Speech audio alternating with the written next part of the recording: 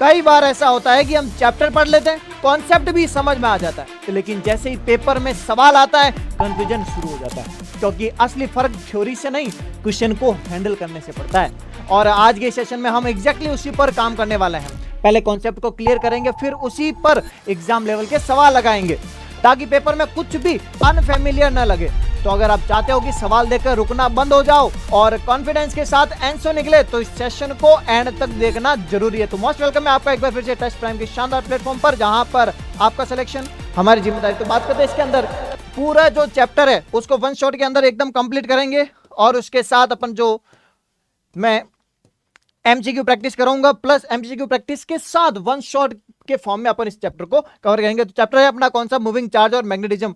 अगर ये आपने चैप्टर बहुत अच्छे से कर लिया तो आपके 3 से 4 नंबर आसानी से पक्के हो जाएंगे। भले आप एमसी की तैयारी कर रहे हो, एमएमयू, बीएनएसटी, पीजीआईआर, सारे स्टेट्स के लिए चैप्टर बहुत ज्यादा इंपॉर्टेंट है। तो बिना टाइम वेस्ट किए सबसे पहले स्टार्ट करते हैं अपना पहला क्वेश्चन। देखिए पहला क्वेश्चन है अपना, देखो, बायो सावर्ट नियम के अनुसार किसी धारा अवयव द्वारा उत्पन्न चुंबकीय क्षेत्र, according to Biot Savart law, magnetic field due to a current element is directly proportional to. सबसे पहला क्वेश्चन आया बायो सावर्ट लॉ का। बायो सावर्ट लॉ क्या होता है? देखिए, बायो सावर्ट ने, एक साइंटिस्ट था बायो सावर्ट, उसने बताया कोई भी एक करंट एलिमेंट है, कैसा भी हो सकता है, मैंने माना ये करंट एलिमेंट है, इसके अंदर करंट फ्लो हो रही है आई, ठीक है सर, और एक करंट एलिमेंट लेते हैं इतना, यहां से इतना, जिसकी लेंथ होती है डीएल वेक्टर। तो इस एलिमेंट के कारण किसी पॉइंट पी पर जो इससे आर डिस्टेंस पर है, जो थीटा एंगल कितना बना रही है, थीटा, तो उसके कारण मैग्नेटिक फील्ड कितना होगा वो बताया था। ये छोटा सा एलिमेंट है तो छोटा सा मैग्नेटिक फील्ड आएगा, वो बताया। ये जो होता है वो होता है mu naught upon 4 pi I D L sine theta बटे R square. Mu naught upon 4 pi, mu naught क्या है, permeability of free space, I क्या है, इसके अंदर जो करंट फ्लो हो रही है वो वाली, डीएल क्या है, करंट एलिमेंट, साइन थीटा क्या है, एंगल डीएल और आर के बीच का, और आर क्या है, दोनों के बीच की डिस्टेंस, ठीक है। तो अब क्या पूछा है, क्वेश्चन की ओर बढ़ते हैं। देखो कि जो मैग्नेटिक फील्ड है वो किसके डायरेक्टली प्रोपोर्शनल है, तो सबसे पहला मैग्नेटिक फील्ड डायरेक्टली प्रोपोर्शनल किसके, डायरेक्टली प्रोपोर्शनल है करंट के, और सेकंड डायरेक्टली प्रोपोर्शनल किसके, एलिमेंट के, लेंथ एलिमेंट के, ठीक है, और इनवर्सली प्रोपोर्शनल है किसके, दोनों के बीच की डिस्टेंस के वर्ग के इनवर्सली प्रोपोर्शनल। तो कौन कौन सा ऑप्शन सही हो रहा है, देखो, आर स्क्वायर के नहीं, आर स्क्वायर के तो इनवर्सली प्रोपोर्शनल होता है, current element DL, current element ideal, बिल्कुल आइडियल के डायरेक्टली प्रोपोर्शनल, डिस्टेंस आर के नहीं, रेजिस्टेंस तो होता ही नहीं। क्लियर, तो पहला ऑप्शन आपका सही होगा। दूसरे क्वेश्चन की ओर बढ़ते हैं। देखिए, a charge of 2 microcoulomb moves with velocity this perpendicular to magnetic field this, the magnetic force is। तो कोई भी एक चार्ज है वो इस वेलोसिटी से मैग्नेटिक फील्ड में क्या कर रहा है, मूव कर रहा है, तो मैग्नेटिक फोर्स कितना होगा। तो देखो कोई भी चार्ज जो मैग्नेटिक फील्ड के अंदर क्या करता है, मोशन करता है, तो उसका एक फॉर्मूला आता है क्या, F बराबर QVB साइन थीटा, सुना होगा आपने। अब वो कैसे डिराइव होता है वो आपने थ्योरी वाली क्लास में पढ़ लिया होगा, तो मैं सीधा फॉर्मूला लगाता हूं, F वेक्टर बराबर Q velocity vector cross B vector. इस चैप्टर के अंदर विश्वास कीजिए, ये जो मैंने वन शॉट और BYQ सेशन लिया है उसके पूरे ये जो 20-25 मिनट का जो भी सेशन होगा उसके अंदर सारे फॉर्मूला कवर हो जाएंगे, फॉर्मूले से वैसे सारे क्वेश्चन और कॉन्सेप्ट सारे कवर हो जाएंगे, तो आपको कहीं जाने की जरूरत नहीं है। तो ये किसी भी चार्ज को मैग्नेटिक फील्ड के अंदर रखने पर जो फोर्स क्रिएट होता है वो होता है कितना, q v b, v cross b. तो इसको अगर ओपन करें तो q v b sine theta. Clear, तो एफ आ गया आपका कितना, q v b sine theta. तो ठीक है, थीटा क्या है, एंगल, तो क्यू कितना है, 2 माइक्रोकूलम, तो वैल्यू रखते हैं, तो आपकी जो वैल्यू होगी वो होगी आपकी, देखिए क्यू कितना है, 2 माइक्रोकूलम, माइक्रोकूलम मतलब 10 की घात -6, ठीक है सर। वेलोसिटी कितनी है, वेलोसिटी है मीटर पर सेकंड में, ठीक है, रखो 5 × 10 की घात 6 से। मैग्नेटिक फील्ड कितना है, मैग्नेटिक फील्ड है आपका 0.4 टेस्ला, 0.4 आपका Tesla, into sine theta, sine theta का है, थीटा तो दे ही नहीं रखा है, दे रखा है सर, कहां पे, लंबवत है, परपेंडिकुलर है, तो साइन 90। कैलकुलेशन करेंगे तो देखो 5 दूनी 10, इंटू 0.4, तो मैं इसको क्या डायरेक्ट 10 इंटू 0.4, 4 लिख दूं, 4 आ गया। इसको गुणा किया, 4 आया। अब 10 की घात -6 +6 गया sin 91, आंसर आ गया आपका 4 न्यूटन। आंसर ऑप्शन है क्या? जी हाँ, option number B. Next question की ओर बात करते हैं, वो है आपका ये देखो, अब proton enters a magnetic field of this perpendicular to its velocity of this radius of path is, कि एक प्रोटॉन है वो इतने मैग्नेटिक फील्ड में इतने वेग से क्या होता है, लंबवत प्रवेश करता है, तो पथ की त्रिज्या होगी। देखिए, तो आपने कॉन्सेप्ट सुना होगा कि कोई भी चार्ज मैग्नेटिक फील्ड के अंदर जब उसको एंटर करवाया जाता है तो क्या होता है, 3 केसेस होते थे। जब वो पार्टिकल कैसे चले, मैग्नेटिक फील्ड अंदर की ओर है और पार्टिकल को भी मैं ऐसे फेंकूं, मतलब थीटा बराबर 0 डिग्री पर, कॉन्सेप्ट समझना, थीटा बराबर अगर मैं 0 डिग्री पर मैग्नेटिक फील्ड के अंदर फेंकूं तो वो पाथ बनाएगा। सुनना ढंग से, डायरेक्ट सवाल आता है, डायरेक्ट सवाल आता है। अगर थीटा बराबर 0 डिग्री है तो वो पाथ बनाएगा स्ट्रेट लाइन, याद रहेगा। हिंदी मीडियम, स्ट्रेट लाइन मतलब सीधी रेखा। ये पूरा जो सेशन है वो बाइलैंग्वेज है, किसी भी बच्चे को किसी प्रकार की समस्या नहीं होगी, ये गारंटी लेता हूं। बिल्कुल बाइलैंग्वेज रखा गया बहुत अच्छे से। स्ट्रेट लाइन मतलब सीधी रेखा में होगा। अगर आपका जो एंगल है वो थीटा बराबर अगर 90 डिग्री हो गया, मतलब थीटा बराबर 90 डिग्री, मतलब मैग्नेटिक फील्ड है इधर इधर इधर, और मैंने चार्ज पार्टिकल को ऐसे एंटर करवाया ऐसे, तो मैग्नेटिक फील्ड इधर और चार्ज पार्टिकल इधर, दोनों के बीच का एंगल 90, तो वो जो पाथ ट्रेवल करेगा, वो जो आपका पाथ होगा वो होगा सर्कुलर पाथ। याद रहेगा क्या? Circular path. वृत्तीय पथ में क्या करेगा सर? गति करेगा। कब? जब उसका थीटा कितना हो, 90 डिग्री यानी 90 डिग्री हो। जरूरी है क्या कि 0 पे डालो, 90 पे डालो? मैं कुछ थीटा से डालूंगा, अब बताओ तो क्या होगा? तो जब आप थीटा से डालते हो, थीटा बराबर any angle which is 0 degree से ज्यादा एंड 90 डिग्री से कम, देन जो पाथ होगा, वेरी वेरी इंपॉर्टेंट, देन जो उसको पाथ होगा वो होगा उसको कौन सा? हेलिक्स। हेलिक्स या helical path. Helical path,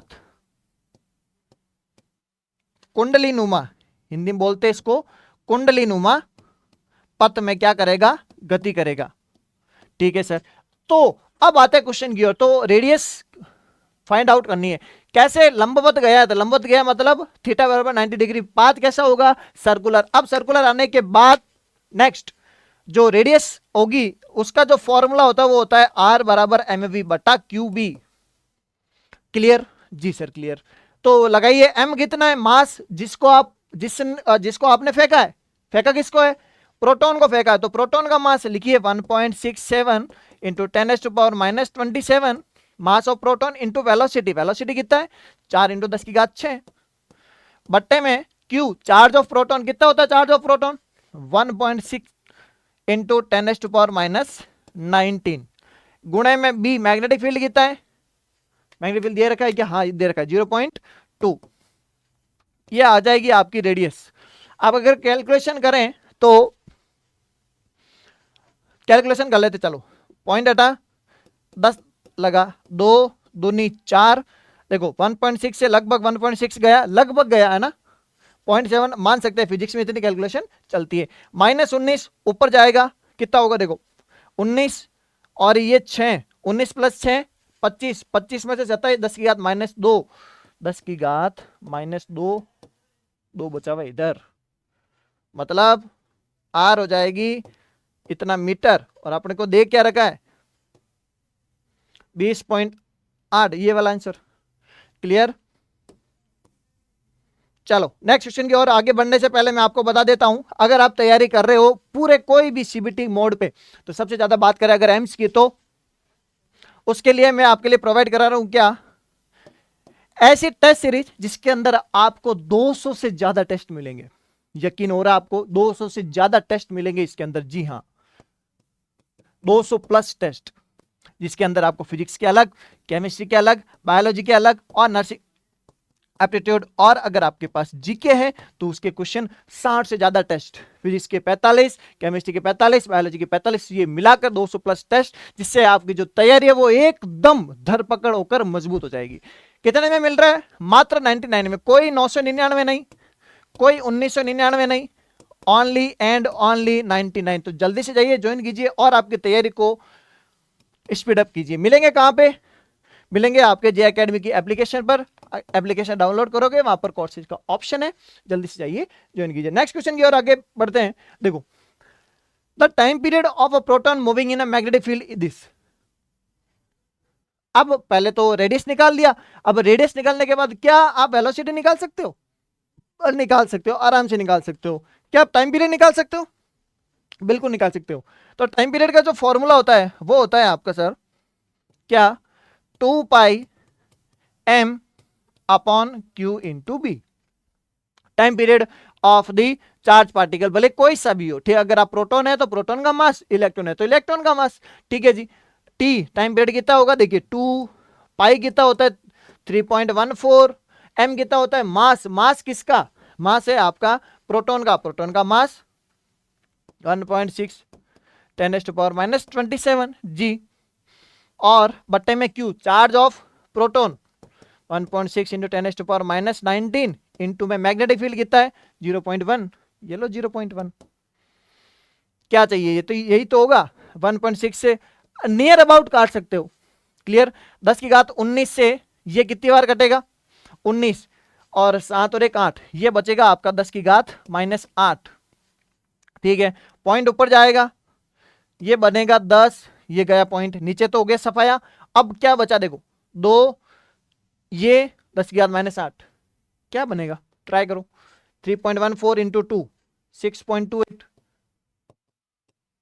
into 10⁻⁻7 second. Match हो रहा है क्या, देखो option number B. Next question की ओर आगे बढ़ते हैं। अब आप देख पा रहे हो कि पूरी क्लास कैसे चल रही है। तो अगर आपको ये पूरी क्लास अगर आपको पसंद आ रही हो, और अगर आप चाहते हो कि ऐसी की ऐसी क्लासेस पूरे फिजिक्स की हो जाए, तो कमेंट बॉक्स में जरूर प्यारा सा कमेंट करें, ताकि हमको भी एक मोटिवेशन मिले कि हाँ, हम आपके लिए बहुत अच्छी मेहनत कर रहे हैं। और इसी प्रकार का अगर कंटेंट चाहे तो अगर आप चैनल पर भी नए हो तो सब्सक्राइब जरूर करें, ताकि पूरे वीडियो के अंदर आपको मिल सके। क्लियर? तो नेक्स्ट आगे बढ़ते हैं। देखो, a wire 40 centimetre long carries a 5 ampere current perpendicular to a magnetic field of this force on wire. ठीक है सर। अब पहले क्या हुआ था, चार्ज को फेंका था। अब क्या कर रहे हैं कि एक जो मैग्नेटिक फील्ड है उसमें अपन एक वायर रख रहे हैं, तो वायर के रखने के बाद उस पर फोर्स कितना लगेगा, तो वो जो किसी भी, सुनना कॉन्सेप्ट बता रहा हूं क्या, हैशटैग कॉन्सेप्ट। जो कॉन्सेप्ट क्या बोलता है कि अगर कोई भी वायर है, अगर कॉन्सेप्ट की बात करें जो, तो किसी भी वायर पर जो फोर्स लगता है वो होता है आपका BIL sine theta, BIL sine theta. B क्या है, मैग्नेटिक फील्ड। आई क्या है, करंट। एल है उसकी लेंथ, ठीक है। वैल्यू रखता है मैग्नेटिक फील्ड कितना 0.5 इंटू में आई करंट, करंट कितना 5 एम्पियर इंटू लेंथ कितना 40 सेंटीमीटर। सबसे ज्यादा बच्चे गलती करते हैं क्या, 40 सेंटीमीटर डायरेक्ट रख देते हैं। तो 40 इंटू 10⁻⁻2 इंटू साइन थीटा। अब थीटा क्या है, एंगल, किस एंगल के साथ रखा है, लंबवत रखा है, यानी परपेंडिकुलर रखा है, तो साइन 90। जी सर, साइन 90 0 1 1 कितना हुआ 40 पचम 25 2.5 25 25 चौक 100 गुणा करो कितना होगा 5 चौक 20 200 इंटू 0.5 बराबर 5 दूनी 10 कितना आ रहा है इंटू 10 की घात -2 -2 1 न्यूटन। नेक्स्ट क्वेश्चन की ओर आगे बढ़ते हैं। देखिए, एम्पियर सर्किटल लॉ क्या होता है। एम्पियर सर्किटल लॉ आपका भी एक कॉन्सेप्ट है। एम्पियर सर्किटल लॉ क्या होता है, कोई भी एक क्लोज लूप है, उसके अंदर जो कोई भी कैसा भी क्लोज लूप हो सकता है, ऐसा क्लोज लूप है। क्लियर? उसका जो close integral of B dot dl जो होता है वो होता है उसके अंदर total mu naught into I enclose, कि उसके अंदर से कितनी करंट फ्लो हो रही है उसको लिखा जाता है म्यू नॉट इंटू सिग्मा या आई एनक्लोज। कौन सा ऑप्शन हो जाएगा, बी डॉट डीएल बराबर mu naught sigma. Next question की ओर आगे बढ़ते हैं। देखो, एक straight wire carries current I. If current becomes 4I and distance become 2R, magnetic field become, ठीक है, एक करंट कैरिंग वायर के अंदर मैग्नेटिक फील्ड कितना होता है, कितना होता है, देखो, straight wire carries current, if this magnetic field become, magnetic field का फॉर्मूला क्या होता है, किसी भी वायर के कारण, किसी भी वायर के कारण आर डिस्टेंस, कॉन्सेप्ट बता रहा हूं, कॉन्सेप्ट, कॉन्सेप्ट क्या बोलता है, किसी भी करंट कैरिंग वायर से आर डिस्टेंस पर अगर कोई पॉइंट पी है तो उसके कारण जो मैग्नेटिक फील्ड होगा वो होगा mu not I upon 2πr, ठीक है जी। तो क्या करते हैं, अगर करंट को डबल, करंट को 4 गुना किया और डिस्टेंस को डबल, करंट को 4 गुना डिस्टेंस को डबल, क्या होगा, तो पहले तो ये था समीकरण 1, अब क्या किया, B2 को, करंट को 4 गुना और डिस्टेंस को कितना किया, डबल, 2r, कितना होगा, 2 से 4 गया 2, मतलब डबल हो जाएगा 2b, देख रहे हो, 2 mu not I upon 2πr, वो B1 के बराबर, क्लियर। नेक्स्ट चलते हैं, a solenoid has 5000 turns uniformly wound over 1 meter length, it carries 4 ampere current, magnetic field inside it, किसके कारण, सोलेनॉइड। सोलेनॉइड क्या होता है, कॉन्सेप्ट समझते, देखो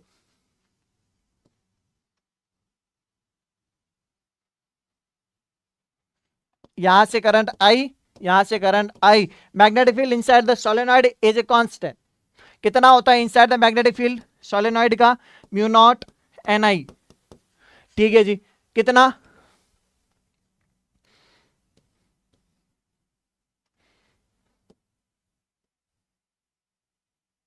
तो म्यू नॉट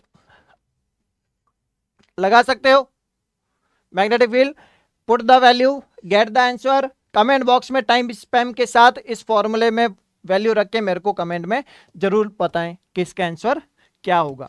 नेक्स्ट क्वेश्चन की ओर आगे बढ़ते हैं, देखो अब पूछा करंट लूप ऑफ एरिया इतना और टर्न्स कितने 100 टर्न से कैरी इतने करंट और मैग्नेटिक मोमेंट कितना होगा, मैग्नेटिक मोमेंट, मैग्नेटिक मोमेंट किसी भी करंट लूप का होता है और which is represent by M, इसका फॉर्मूला होता है एम बराबर आईना, एम मिरर बराबर आईना होता है ना, मिरर याद रखने की ट्रिक क्या, हैशटैग मिरर बराबर आईना, याद रखना, मैग्नेटिक मोमेंट बराबर आईना, ठीक है, आई की वैल्यू रखो, इसको याद रखना अच्छे से, मैग्नेटिक मोमेंट फाइंड करना है, एम कितना हो जाएगा, आई कितना है 2 एम्पियर, एन कितना नंबर ऑफ टर्न्स 100, एरिया कितना 0.05, यूनिट का विशेष ध्यान रखना, यूनिट का विशेष ध्यान रखें, कितना होगा 100, और ये तो पॉइंट निकल गया, 100 गया 2 पॉइंट निकला,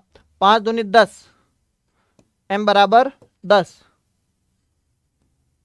और विशेष बात बता रहा हूं मैं, ये ऐसे क्वेश्चन मैंने बिल्कुल नहीं लिए कि मैग्नेटिक मोमेंट की यूनिट निकालिए, मैग्नेटिक मोमेंट के डायमेंशन निकालिए, और भी मैग्नेटिक फील्ड की यूनिट बताओ, डायमेंशन बताओ, ऐसे क्वेश्चन मैंने नहीं लिए हैं, और कभी कभी ऐसे क्वेश्चन आते भी हैं, तो आप इनकी तैयारी बहुत अच्छे से करके जाएं, इनके यूनिट्स का ध्यान रखें, यूनिट्स का ध्यान रखें, प्लस डायमेंशन कैसे निकालते हैं वो आप अच्छे से प्रैक्टिस करके जाएं। मैंने ऐसे सवाल लिए नहीं है, क्लियर, मैंने ऐसे सवाल लिए हैं जो आपके एग्जाम में डायरेक्ट टच होते हैं और जो डायरेक्ट कॉन्सेप्ट के साथ पूछे जाते हैं। अब देखते हैं, अब गैल्वेनोमीटर है रेजिस्टेंस इतना, अब गैल्वेनोमीटर वाला क्या कॉन्सेप्ट है देखते हैं, एंड फुल स्केल करंट इतना, it is converted into a 2 ampere ammeter, ammeter में कन्वर्ट किया है, और जो गैल्वेनोमीटर को अमीटर में कन्वर्ट करने के लिए क्या किया जाता है, बताइए क्या किया जाता है, शंट नाम का एक रेजिस्टेंस होता है, वो उसको जोड़ा जाता है, ठीक है, कॉन्सेप्ट हो गया। वो मैंने क्वेश्चन नहीं लिया है कि गैल्वेनोमीटर को अमीटर में कन्वर्ट करने के लिए क्या किया जाता है, गैल्वेनोमीटर को अमीटर में कन्वर्ट करने के लिए एक छोटू सा रेजिस्टेंस लगाया जाता है, उसको बोलते हैं क्या, शंट। अब पूछा गया है कि शंट रेजिस्टेंस की वैल्यू बताओ, तो जो शंट रेजिस्टेंस की जो वैल्यू है वो होती है आपकी S बराबर G आई जी बटा I minus I G. What is G, galvanometer का रेजिस्टेंस, आई जी मतलब गैल्वेनोमीटर के अंदर कितनी करंट गई, आई मतलब टोटल करंट कितनी, आई जी मतलब इतना, इसको अच्छे से याद रखना है।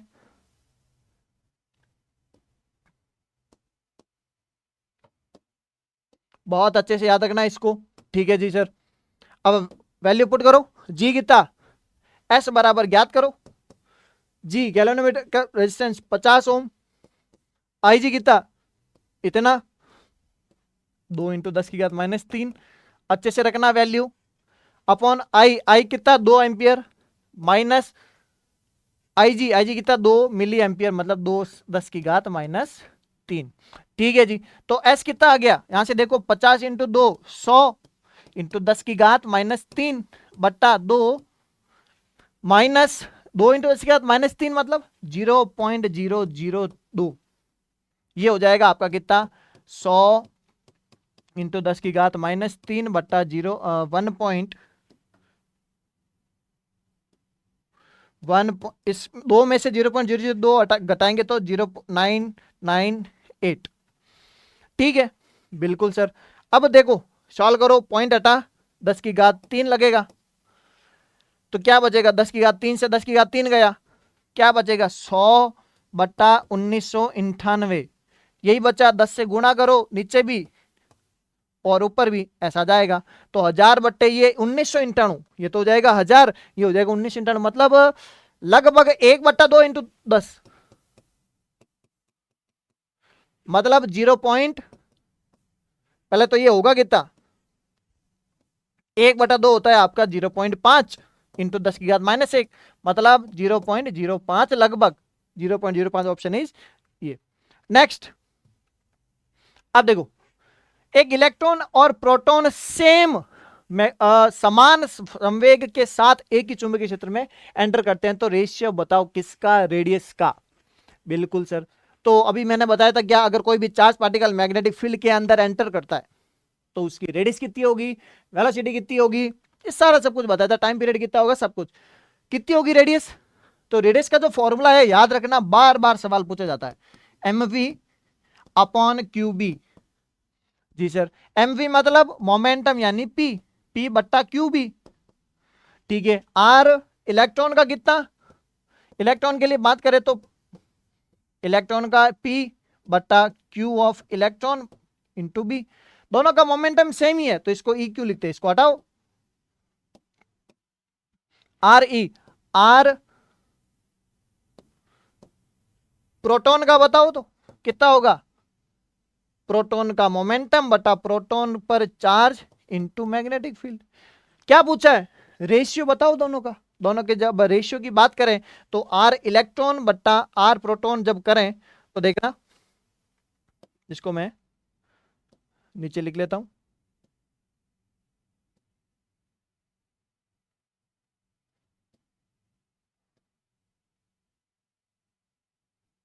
ठीक है।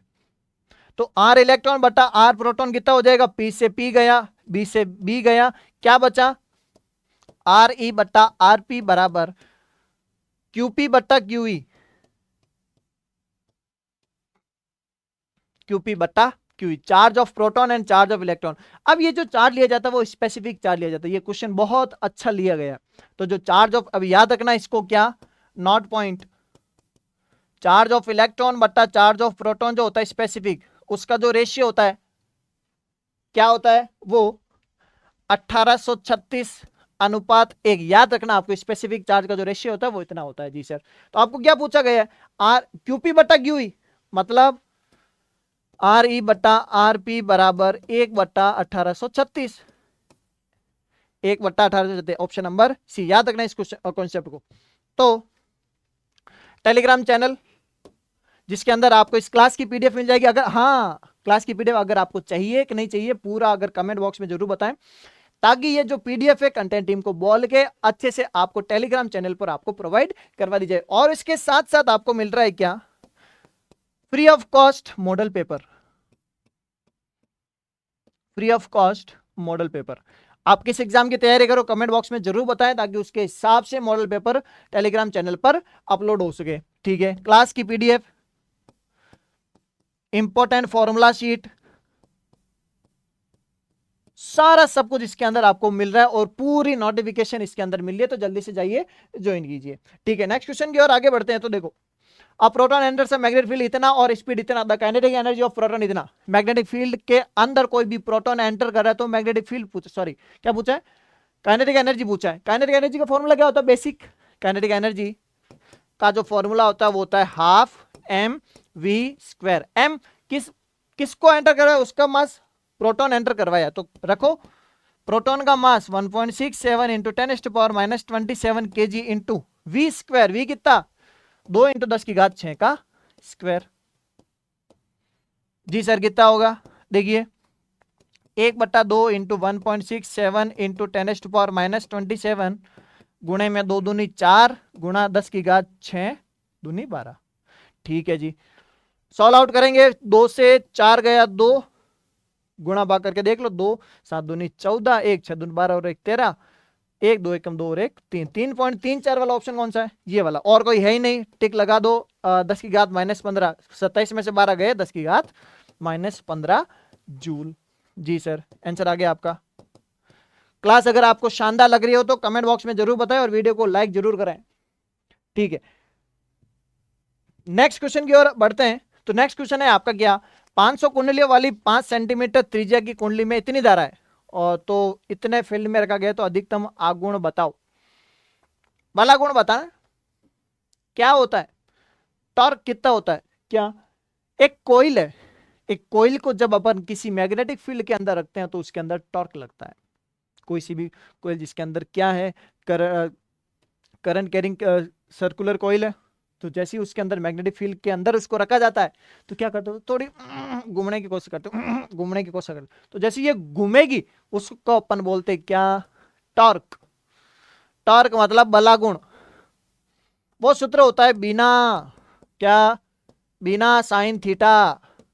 अब थीटा तो दिया ही नहीं है, क्या करें, थीटा कहां दे रखा है ना, क्या लगा हुआ, अधिकतम मैक्सिमम। और मैक्सिमम टॉर्क कब होगा, जब वो 90 डिग्री रोटेट होगा। एक क्वेश्चन आपका डायरेक्ट आता है, क्या मैक्सिमम टॉर्क कब होता है, क्या बता पाओगे, लिख पाओगे क्या, जब क्या हो थीटा क्या हो 90 डिग्री। जी सर, तो टॉर्क कितना, बी का मान रखो, मैग्नेटिक फील्ड कितना 0.5, आई कितना, आई है आपका 0.2, एन कितना नंबर ऑफ टर्न्स, कुंडलियों की संख्या कितनी 500 सर, इंटू ए कितना, इतनी त्रिज्या, रेडियस निकालो pi R square 3.14 into R square, R कितना 5 इंटू 10⁻⁻2 का स्क्वायर, 5 इंटू 10⁻⁻2 का whole square. Put the value, get the answer. Comment box में टाइम स्पैम के साथ सॉल्यूशन जरूर बताएं कि इसका कौन सा आंसर सही होगा। क्या आप पर ये छोड़ सकता हूं क्या आसानी से, क्या आप मेरे को बता दोगे, क्लियर, आगे चले, चलो। दो समानांतर तारों में समान धारा प्रवाहित हो रही तो उनके बीच बल होगा, ये कॉन्सेप्ट आता है। देखो क्या, दो वायर रखे हुए हैं, उसके अंदर दो कॉन्सेप्ट लेते हैं, एक तो दोनों में अपोजिट डायरेक्शन में करंट फ्लो करते हैं, अपोजिट डायरेक्शन में विपरीत दिशा में धारा प्रवाहित करते हैं, एक इधर एक इधर, तो और सेकंड केस एक इधर और इसमें भी इधर, तो जब अपोजिट डायरेक्शन में एक इधर तब इनके बीच में होता है क्या, रिपल्सन, धक्का मारते हैं। और जब दोनों सेम डायरेक्शन में हो तो क्या होता है, अट्रैक्शन। क्लियर, ये कॉन्सेप्ट था। तो क्या होगा, अट्रैक्शन। तो रिपल्सन कब होगा, जब दोनों में करंट क्या हो अपोजिट डायरेक्शन में। जी सर, आगे चलते हैं। देखो magnetic field inside a long solenoid, किसी भी लॉन्ग सोलेनॉइड के कारण मैग्नेटिक फील्ड कितना होता है जी, देखते हैं। देखो तो बहुत सारे ऑप्शन दे रखे हैं, हमको तो पता ही नहीं है, तो सारे ऑप्शन का पोस्टमार्टम करते हैं। तो सबसे पहले बात करते हैं किसकी, इस ऑप्शन, देखो सर्कुलर कॉइल के कारण मैग्नेटिक फील्ड होता है सेंटर पर, बी सेंटर किसके कारण, लूप के कारण, सर्कुलर लूप के कारण, वो होता है μ0 I/2R।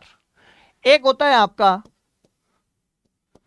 करंट कैरिंग वायर के कारण, डिस्टेंस R पर एक पॉइंट P हो तो B एट पॉइंट P वो होगा μ0 I/2πR। जी सर। नेक्स्ट कॉन्सेप्ट सोलेनॉइड के कारण, बी होता है आपका mu not an I. Clear? तो ऑप्शन कौन सा होगा? तीनों बता दिए मैंने। और ये जो होता है एफ बराबर क्यू वी बी, तो ऑप्शन होगा आपका किसका पूछा है? सोलेनॉइड का, बी बराबर mu not an I. Clear?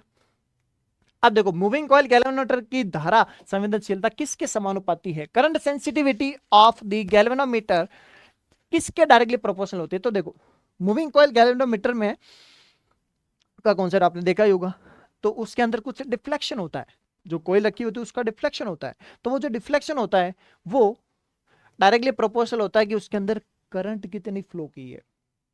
Clear?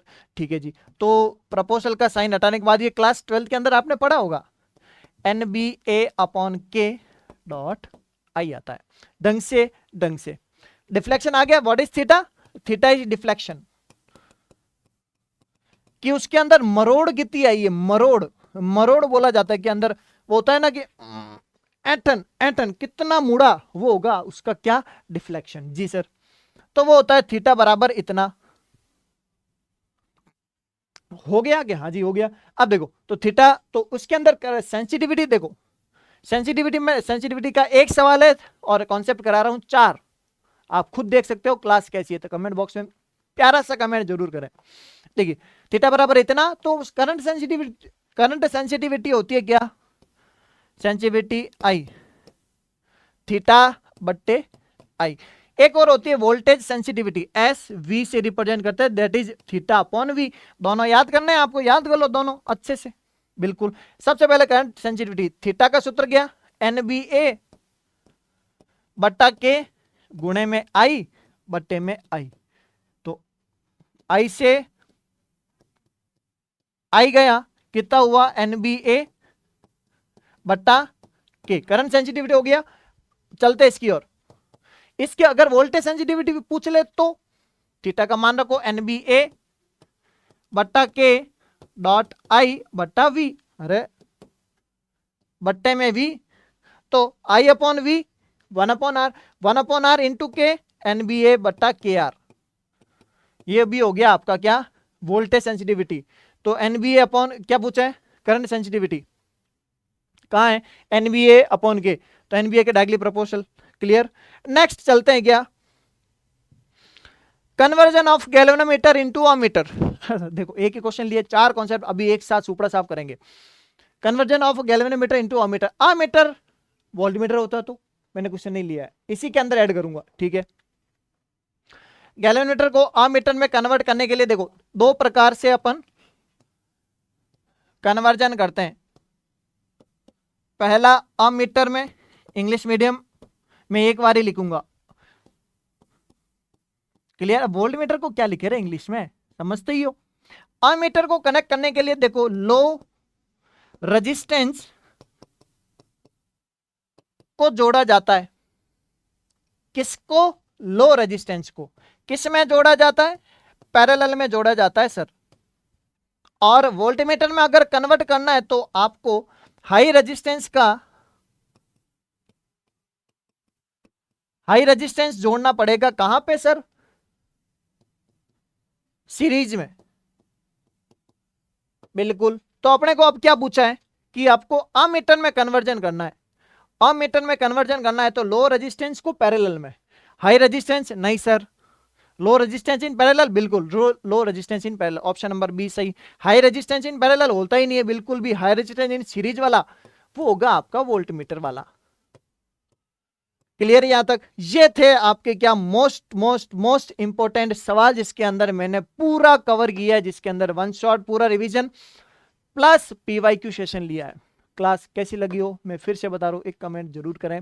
और अगर आपको इसके नेक्स्ट चैप्टर की क्लास चाहिए तो कमेंट बॉक्स में जरूर कमेंट करें, ताकि आपका कमेंट हमारे तक पहुंचे और मैं नेक्स्ट क्लास के लिए पूरा कंटेंट तैयार करूं आपके लिए फ्री ऑफ कॉस्ट। क्लास कैसी लगी हो जरूर बताएं, वीडियो को लाइक जरूर करें और अपनी मेहनत को बहुत अच्छी करें।